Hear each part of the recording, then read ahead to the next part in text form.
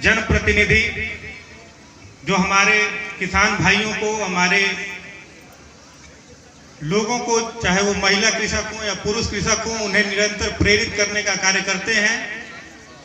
और सर्वप्रथम मैं इस गोष्ठी में, इस बृहद मेले में हमारे बीच उपस्थित महिला कृषक एवं पुरुष कृषक, मैं तमाम कृषकों का हार्दिक स्वागत एवं अभिनंदन करते हुए इस कार्यक्रम की शुरुआत करूंगा।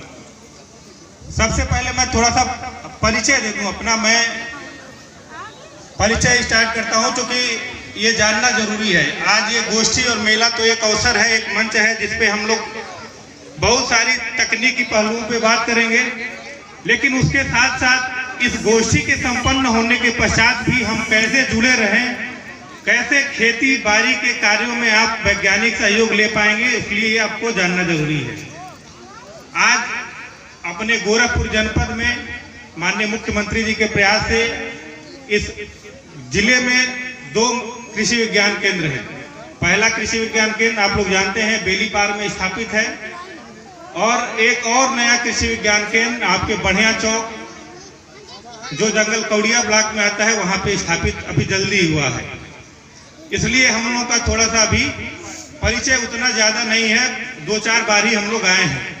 चूंकि हम लोगों का कार्यक्षेत्र पूरे 10 ब्लॉकों में फैला है, तो इसलिए अभी चूंकि 3 साल ही खुले हुआ, तो इसलिए बराबर किसानों के संपर्क में जाने का प्रयास किया जा रहा है और कैसे खेती बाड़ी को नई ऊंचाई प्रदान की जाए, इसके लिए महायोगी गोरखनाथ कृषि विज्ञान केंद्र निरंतर कार्यरत है।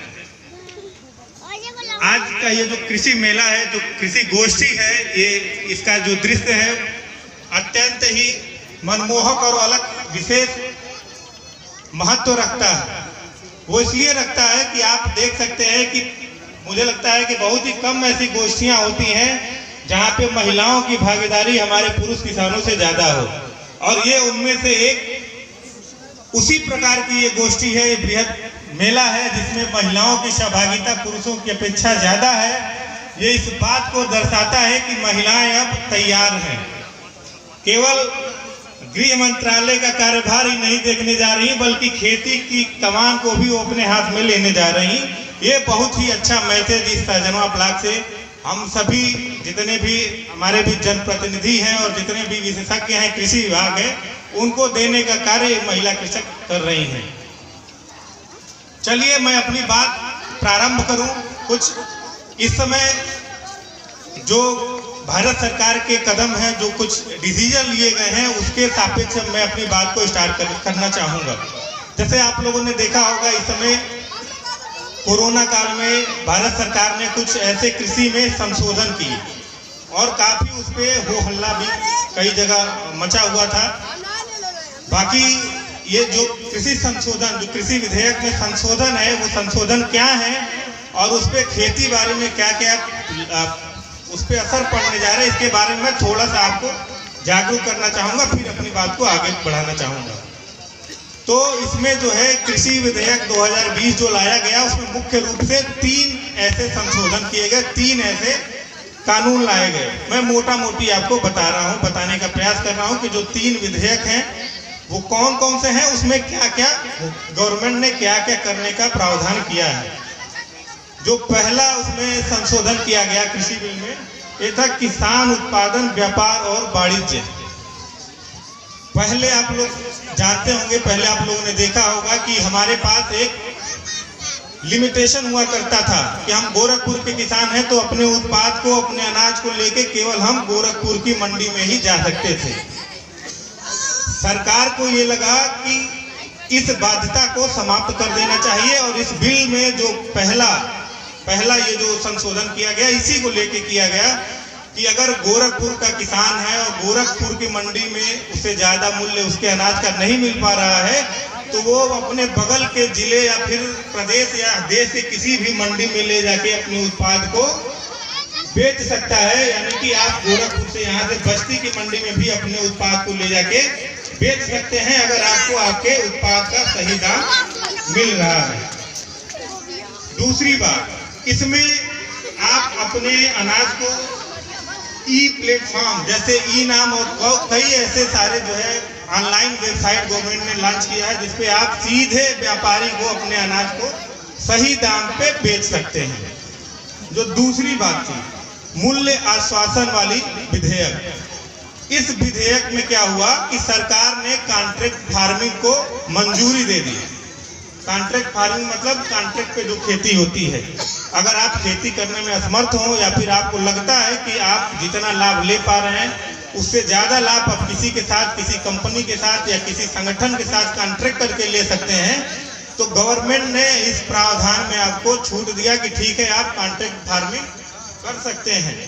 और फसल बुआई से पहले ही आपकी फसल किस रेट पे बेचा जाएगा उसका निर्धारण पहले ही हो जाएगा। गवर्नमेंट ने ऐसा प्रावधान किया है। जो तीसरा और महत्वपूर्ण विधेयक है कि जितनी भी आवश्यक वस्तुएं थी, जैसे आप लोग जानते हैं कि पहले क्या था कि आलू और प्याज के भंडारण पे रोक था कि आप एक लिमिट से ज्यादा भंडार नहीं कर पाते थे।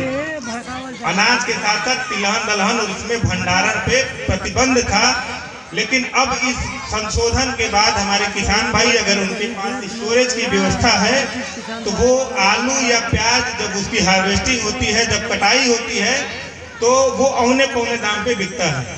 तो आप लोग अगर चाहें तो उसको स्टोर कर लें और जब मार्केट में रेट उसका बढ़ता है तो उस समय आप सीधे मार्केट में बेचें और उसका ज़्यादा से ज़्यादा लाभ लें। तो मुख्य रूप से ये 3 विधेयक लाए गए, ये 3 संशोधन सरकार द्वारा किए गए किसानों को उनके उत्पाद का सही दाम दिलाने के लिए। अब चलिए इसी के साथ मैं एक और पहलू, एक और पक्ष इसमें जोड़ता हूँ। आज से जब देश आजाद हुआ उसके बाद से ही उत्पादन को बढ़ाने की एक होड़ सी थी। दुनिया के जितने भी देश थे, भारत के पास भी बहुत सारी समस्याएं थी। जब 1962 में भारत और चीन का युद्ध हुआ था, उस समय भारत की जो आर्थिक स्थिति बेहद ही खराब हो गई थी और भारत के पास इतनी सक्षमता नहीं थी कि वो देश के सभी नागरिकों को अनाज की उपलब्धता करा पाए। और इसी परिप्रेक्ष्य में, इसी सारी चीजों को देखते हुए जो तत्कालीन प्रधानमंत्री थे भारत के, लाल बहादुर शास्त्री जी, उन्होंने सबसे आह्वान किया था अपने देश के नागरिकों से कि हम सप्ताह में एक दिन व्रत रहें।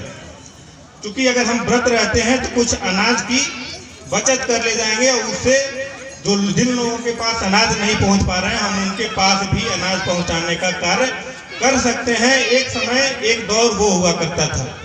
उसके बाद हरित क्रांति आई 1966 में, मैक्सिको से गेहूं और धान के नए बीज आए और धीरे धीरे करके हम जो है अपने उन्हीं खेत से जो हाई यील्डिंग वेराइटीज आई, जो ज़्यादा उच्च उत्पादन देने वाली प्रजातियां आई, उनसे ज़्यादा उत्पादन लेने में हम सक्षम हो गए। और धीरे धीरे करके आज जब हम 2021 में प्रवेश